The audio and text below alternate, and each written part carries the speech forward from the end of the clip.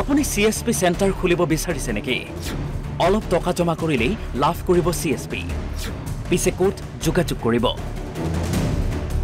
CSP চেণ্টাৰৰ সুবিধা তথা লাভৰ বিষয়ে নতুনকৈ হয়তো কোৱাৰ প্ৰয়োজন নাই। বহু যুৱকে CSP খুলি স্বাৱলম্বী হ'বলৈ সক্ষম হৈছে। আৰু তেনেদৰে নিবনুৱা যুৱকলৈ স্বাৱলম্বী সুযোগ দিছে ৰাব মাইক্ৰ'ফাইনেন্স নামৰ এটা ব্যক্তিগত কোম্পানীয়ে। ৰাব মাইক্ৰ'ফাইনেন্সে আগবঢ়াই বিভিন্ন ধৰণৰ ঋণ। কোম্পানীটোৰ হেড অফিচ মঙলদৈত। এই কোম্পানীটোৰ মূল মানুহ এই দুজন। এইজন ডাইৰেক্টৰ নাম গোলাম হাদি আৰু আনজন CEO ৰফিক আলী। এই দুজনে লগ লাগি সমগ্ৰ অসমতে দিছে CSP চেণ্টাৰ। বিভিন্ন জিলাৰ নিবনুৱাসকলক CSP দিছে। বিনিময় হৈছে ৩৫,০০০ৰ পৰা ১ লাখ পৰ্যন্ত। CSP দিয়াৰ নামতো এগ্ৰিমেণ্ট কৰিছে। আই কাৰ্ড চাৰ্টিফিকেট সকলো দিছে। কিন্তু এবছৰৰ পাছত যুৱকসকলে কৰিব পৰা নাই CSPৰ কাম। কাৰণ গোলাম হাদি আৰু ৰফিয়ালে বিভিন্ন জিলাৰ নিবনুৱাসকলক দিছে ৰামঠগন। তেওঁলোকে ভুৱা CSPহে দিছে। CSP নামত লুটিছে কোটি কোটি টকা। অৱশেষত মাইক্ৰ'ফাইনেন্সৰ নামৰ ভুৱা CSP দিয়া ৰফিক আলী পৰে আৰক্ষীৰ জালত। এই খবৰ পোৱাৰ পাছতে বিভিন্ন জিলাৰ পৰা আহিছে বহু ঠগন খোৱা যুৱক। তেওঁলোকে ধুলা থানাত উপস্থিত হৈ দুই প্ৰবঞ্চক হাদি আৰু ৰফিকৰ বিৰুদ্ধে কৰিছে বিভিন্ন অভিযোগ।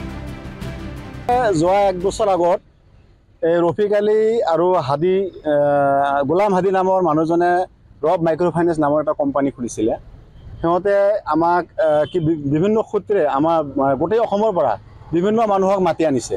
আনি ক'লে যে আমি এটা মাইক্ৰ'ফাইনেন্স খুলিলোঁ।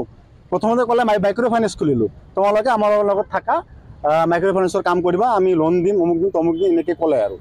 তাৰপিছত কিছুদিন পিছত তেওঁলোকে ক'লে যে এতিয়া আমি আপোনালোকক CSP দিম এটাকে, আপোনালোকে CSP এটাকে লওক। আৰু প্ৰথম অৱস্থাত ক'লে যে 35,000কৈ এটা দিব লাগিব। তাৰপিছত অলপ যেতিয়া মানুহ দিব আৰম্ভ কৰিলে, তেতিয়া লাহে লাহে ক'লে নহয় এতিয়া 55,000 দিব লাগিব। এনেকৈ দিলে আপোনালোকক আমি CSP এটা দিওঁ আৰু বেংকত একাউণ্ট খুলিব পাৰিব আৰু সেই বেংকৰ থ্ৰুৱেদি আপোনালোকে লোন পাব্লিকক দিব পাৰিব। সেই হিচাপে আমি গোটেই অসমৰ, মোৰ দৰে ভিক্টিম বহুত মানুহ আছে, গোটেই অসমৰ মানুহ আমি ইয়াত আহিলোঁ। ইহঁতৰ অফিচটো ৰিজনেল অফিচটো আহিলোঁ, এই ফকীৰপাৰাটো ৰিজনেল অফিচটো আছে, তাতে আহিলোঁ।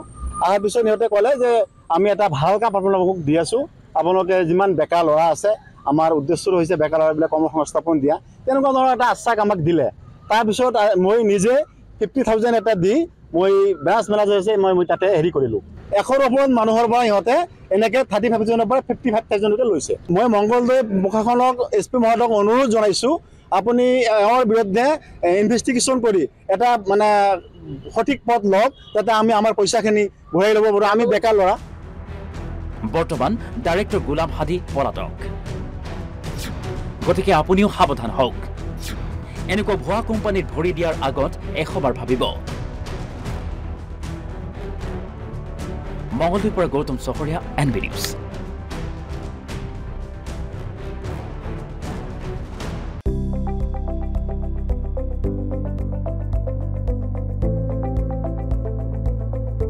NB নিউজ, সহজ সৰল ভাষাত নৱভাৰতৰ কথা।